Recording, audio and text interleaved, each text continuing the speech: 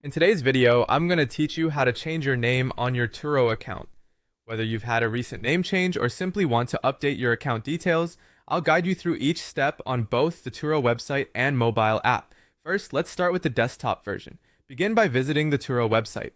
Simply type turo.com into your browser's address bar and hit enter. You'll land on the home page where you'll see the option to log in if you haven't already done so. Enter your credentials to access your account. Once you're logged in, you'll need to head to your account settings. Look to the upper right-hand corner on the website where you'll see your profile icon. Click on this to reveal a drop-down menu. From there, navigate to Account and then select Personal Information. This will bring you to a page where you can view various fields associated with your account, such as your name, email, phone number, and address. It's important to note here that you can edit your name only if your account hasn't been fully verified yet. Verification usually involves uploading documents like your driver's license.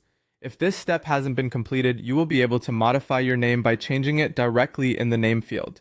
Go ahead and make your desired changes, and don't forget to save them before you exit. Now let's switch gears and talk about making these changes on the Turo mobile app, which is quite similar but with a few tweaks optimized for mobile usage. Open the Turo app on your smartphone and log into your account, if you aren't already. Once inside, focus your attention on the bottom right corner of your screen, which is where your profile icon will be located. Tap on it to access a menu. From here, select the Account option, followed by Personal Information. Just like on the website, you'll see fields for your name, email, phone number, and address. Again, the same rule applies. If your account hasn't been verified yet, you'll be able to edit your name. Simply tap into the name field to make any necessary changes.